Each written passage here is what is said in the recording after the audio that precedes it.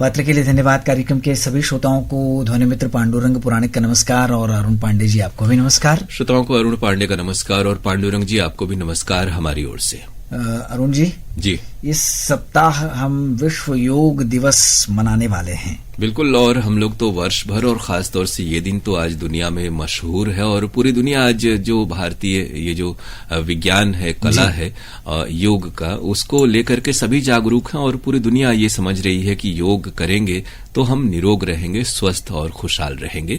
तो इस दिन हम सबका दायित्व है कि इस बात का प्रचार प्रसार करें और पूरे वर्ष भर जीवनचर्या का अंग बनाएं योग को। बिल्कुल, और एक चीज हम यहाँ ये भी कहना चाहेंगे कि योग, आसन, प्राणायाम, ये जो सारी चीजें हैं ये हमको निश्चित रूप से करनी चाहिए, हमारे लिए लाभदायक भी हैं, लेकिन इसको सही तरीके से हमको करना है तो हमको विशेषज्ञ से सलाह भी लेनी चाहिए। और इसी के तहत हम लोग तमाम जो हमारे यहाँ कार्यक्रम होते हैं, वो आरोग्यम कार्यक्रम हो, गृहलक्ष्मी कार्यक्रम हो, हम और हमारा स्वास्थ्य कार्यक्रम हो, कृषि जगत कार्यक्रम हो, प्रायः हर कार्यक्रम में हम लोग वर्ष भर नियमित रूप से और खासतौर से इस दिन तो विशेषज्ञों को बुलाते हैं और आपको यानी श्रोताओं को ये जानकारी देते हैं कि सही तरीके से योग कैसे किया जाए, क्योंकि किसी भी चीज को करने से उस बहुत सारी बातों का पालन करना होता है, किस तरह से किस विधि के तहत उसे किया जाए ये जानना बहुत जरूरी होता है। तो निश्चित रूप से हमारे श्रोता उसका उपयोग करेंगे और लाभ भी लेंगे, स्वस्थ भी रहेंगे। हमारी बहुत बहुत शुभकामनाएं। अब शुरू करते हैं आज का अपना ये कार्यक्रम।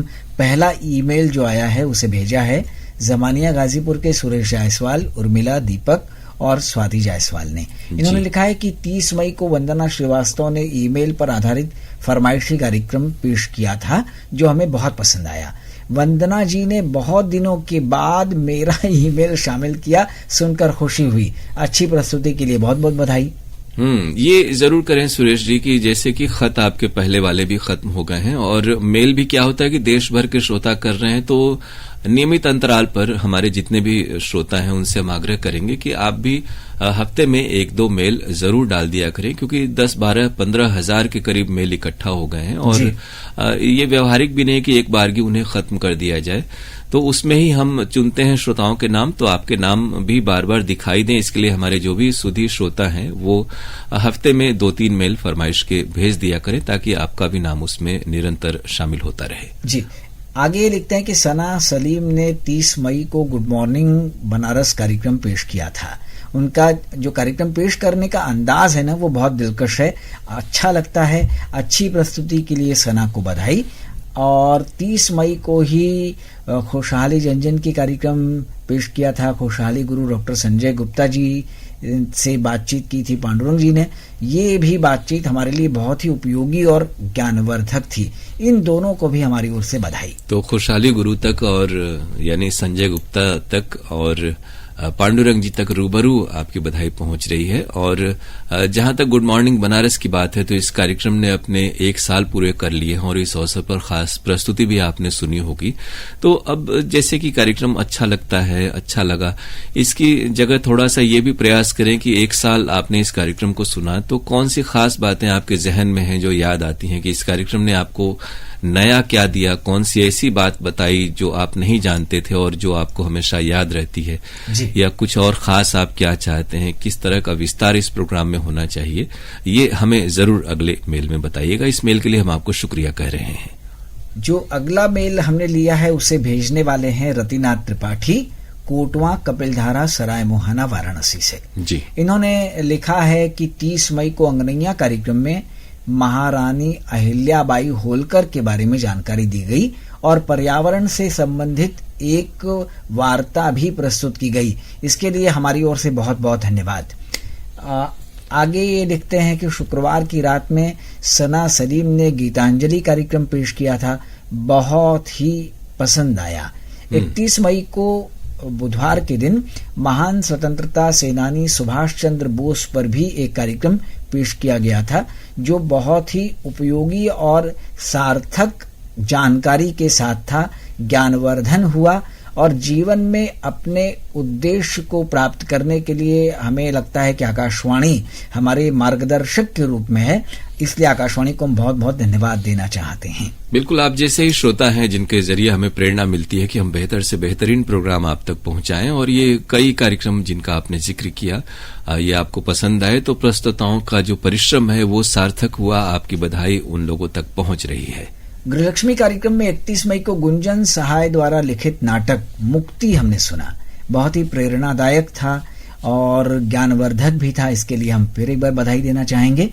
आगे ये लिखते हैं कि आजकल कई बार ये देखा जा रहा है कि जैसे आपके यहाँ से सोमवार को ईमेल वाला कार्यक्रम होता है फरमाइशी, और मंगलवार को व्हाट्सएप वाला होता है, तो कभी कभी ये देखा जा रहा है कि सोमवार और मंगलवार दोनों ही दिन ईमेल पर कार्यक्रम प्रसारित हो जाता है। ये हाल में 1-2 बार हुआ और ये टाइपिंग एरर है, होना नहीं चाहिए। उस गलती के लिए हम लोग खेद प्रकट करते हैं और आइंदा इस बात का ख्याल रखेंगे कि इस तरह की त्रुटियां न हो, क्योंकि प्रोग्राम का नाम एक ही है, ये भी एक बात है, तो और बगल में सिर्फ वो चेंज होता है कि व्हाट्सएप पर आधारित है या मेल पर आधारित है। लेकिन अब हमारे बहुत सारे साथियों को भी ये जान जाना चाहिए कि सोमवार का कार्यक्रम वो मेल पर है, मंगलवार और शुक्रवार को व्हाट्सएप पर है।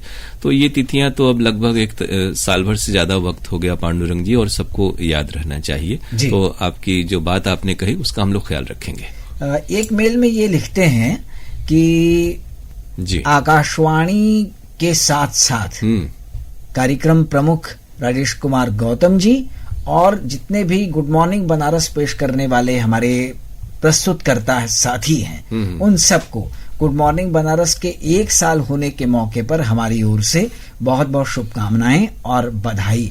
इसी तरह ये कार्यक्रम निरंतर सफलता की ऊंचाइयों पर पहुंचे, उच्च शिखर को छुए। आकाशवाणी के अन्य कार्यक्रमों की तरह ही इस कार्यक्रम का भी देश विदेश में नाम हो, दिन दूनी रात चौगनी ये कार्यक्रम उन्नति करता रहे।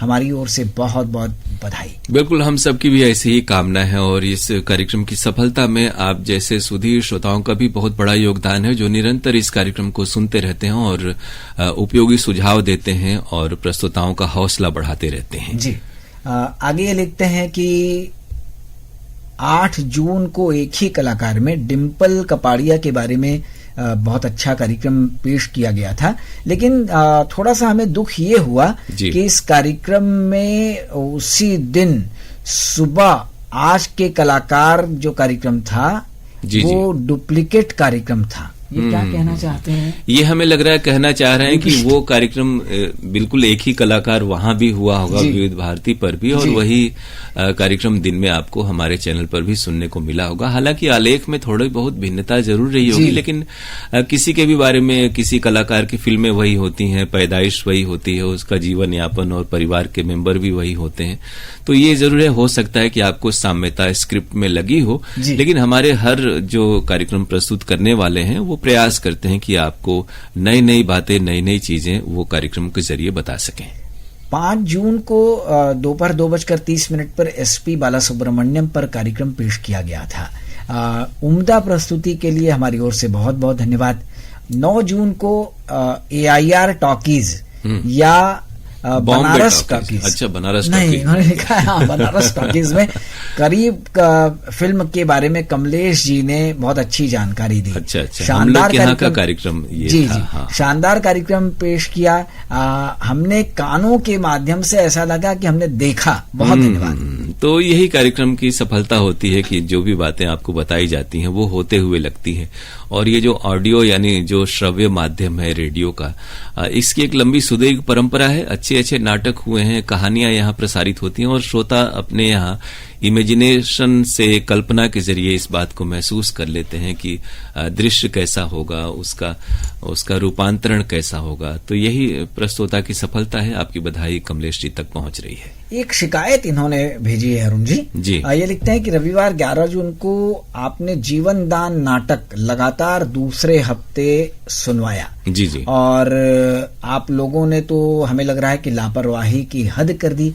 क्या आप लोग कोई रिकॉर्ड नहीं रखते हैं कि कौन सा नाटक कब सुनवाया जा रहा है? बिल्कुल, यही आपने जो मैसेज पढ़ा पांडुरंग जी, यही उन्होंने उस दिन भी किया था, क्योंकि उस दिन प्रोग्राम में उद्घोषक के रूप में हम ही थे और लोकरंग उसके बाद होता है, तो लोकरंग में इन्होंने सेम हूबहू यही शिकायत भेजी थी। तो आपको हम बता दें कि हम और पांडुरंग जी जैसे हैं और इस कार्यक्रम को कर रहे हैं, लेकिन हमारे यहाँ अलग अलग अनुभाग हैं, अनुभागों के अनुभाग अधिकारी होते हैं और उनके ऊपर कार्यक्रम प्रमुख महोदय हैं।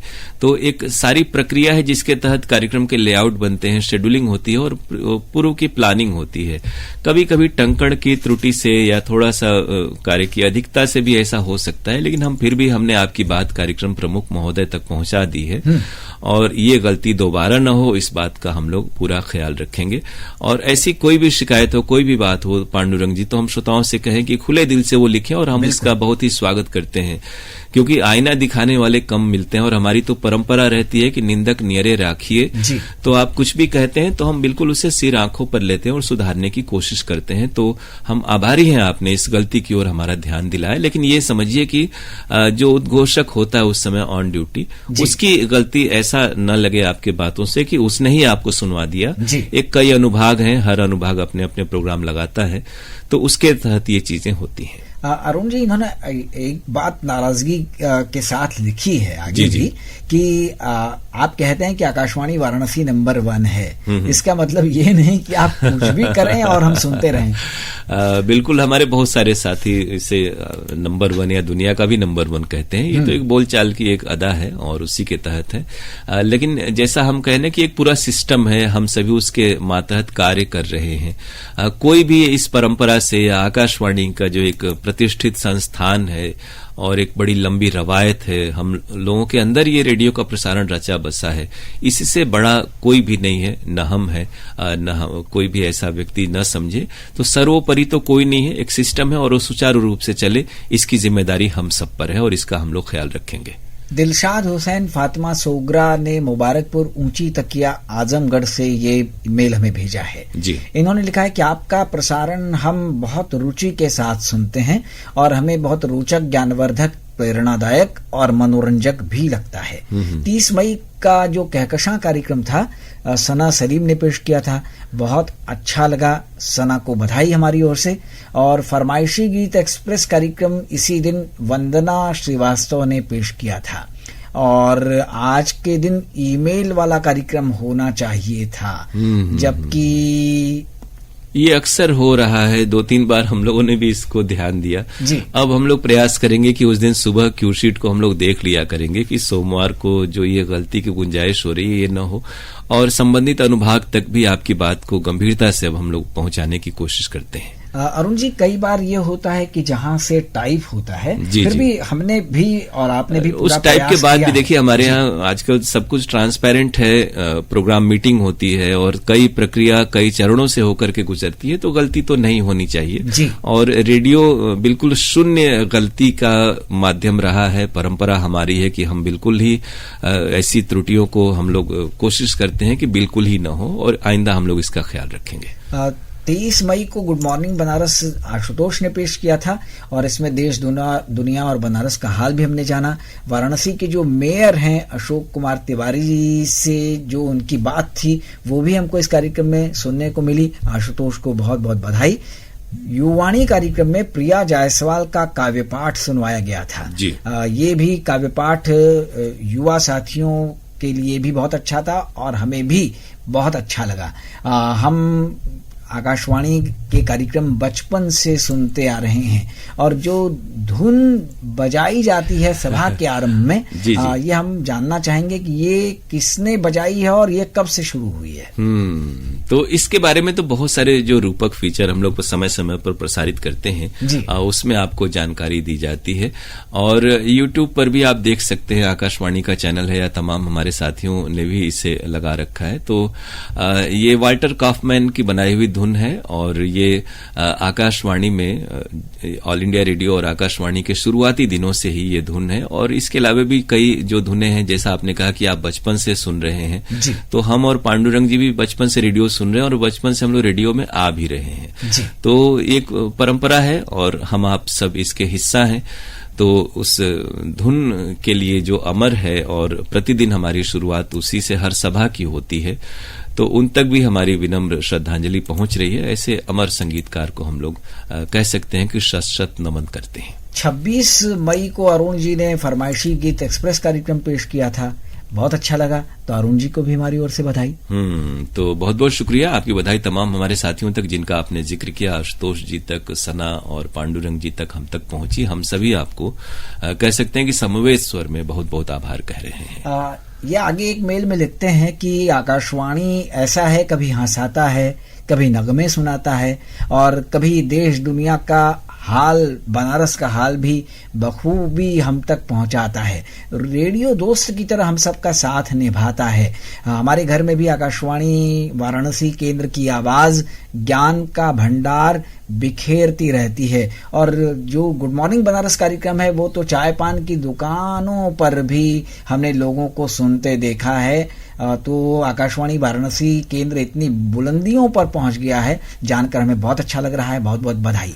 बिल्कुल। और आपने जैसा पूछा था तो वाल्टर काउफमैन ने 1936 में धुन तैयार की थी और एक जैसा हमने इसमें अध्ययन भी किया है बहुत पहले भी कि ये जो है यहूदी संगीतकार थे, फिर ये लंदन गए और ऑर्केस्ट्रा, ओपेरा, इस तरह की जो नाट्य प्रस्तुतियां होती हैं पाश्चात्य रंगमंच में, उसके संगीतकार थे। तो बहुत से जो म्यूजिक पीस है ना, ये उन्होंने उस थिएटर के लिए तैयार किया था, उसी का एक हिस्सा उन्होंने आकाशवाणी संकेत धुन के रूप में उसका हम लोग प्रयोग करते हैं। और तमाम कार्यक्रमों का आपने जिक्र किया, वो कार्यक्रम आपको पसंद आए, हम आपको शुक्रिया कह रहे हैं। 27 मई को आरोग्यम कार्यक्रम प्रसारित हुआ था जिसमें खुशहाली गुरु प्रोफेसर डॉक्टर संजय गुप्ता आए थे। पांडुरंग जी के जवाब भी अच्छे थे, श्रोताओं की बातें भी बहुत ज्ञान बढ़ाने वाली थी। नींद की समस्या पर ये कार्यक्रम था, तो बहुत सारी बातें सुनने को, जानने को मिली। इतनी विस्तार से जानकारी देने के लिए डॉक्टर साहब को भी और आकाशवाणी को भी बहुत बहुत धन्यवाद। आपकी बधाई प्रोफेसर डॉक्टर संजय गुप्ता जी तक और पांडुरंग जी तक रूबरू पहुंच रही, जो बहुत ही परिश्रम से इस कार्यक्रम को करते हैं और विशेषज्ञों को इस कार्यक्रम तक आपके लिए खींच कर लेकर आते हैं। श्रोताओं से भी एक बात जरूर इस मौके पर पांडुरंग जी कहा जाए कि इस कार्यक्रम का जो उद्देश्य है वो ये है कि किसी भी मर्ज के बारे में, स्वास्थ्य के बारे में आपकी जो जिज्ञासाएं हैं, सलाह हैं, उनका निराकरण और समाधान किया जाए। तो अधिकांशतः ये हो कि अगर किसी के खुद में कोई तबीयत इस तरह की हो, नासाज हो और उससे कोई संबंधित हो जो इसके बारे में जानना चाहता हो, तो अवश्य पूछें। बहुत से फिलोसॉफिकल सवाल होते हैं और वो वक्त भी लगता है, तो बिल्कुल सीधे सीधे टू दी पॉइंट बात हो तो कार्यक्रम और ज्यादा सफल सार्थक होगा और नए नए श्रोता भी कार्यक्रम से जुड़े, हम सबकी ये मंशा होती है। इन्होंने लिखा है नाटक लोहा सिंह आकाशवाणी पटना की प्रस्तुति है, ये तो हम जानते हैं। बिल्कुल। और अरुण जी, आपने वादा किया था कि रविवार की छुट्टी को लेकर जो अभी देखिए आज इतवार कार्यक्रम को लेकर के पिछले मेल से ये बात चल रही है और उस दिन भी ये बात आया था, एक संदेश जो जीवन दान के बारे में हम लोगों ने अभी चर्चा की। तो आप देखिए कि हम लोग प्रयास करते हैं कि जो भी हमारे पास नाटक या झलकी नहीं है और आपकी फरमाइश है तो संबंधित अनुभाग को हम लोग बता दें कि आप इस नाटक या झलकी को सुनना चाहते हैं और हम आपको तक जल्दी से जल्दी वो प्रस्तुति सुनवा सकें।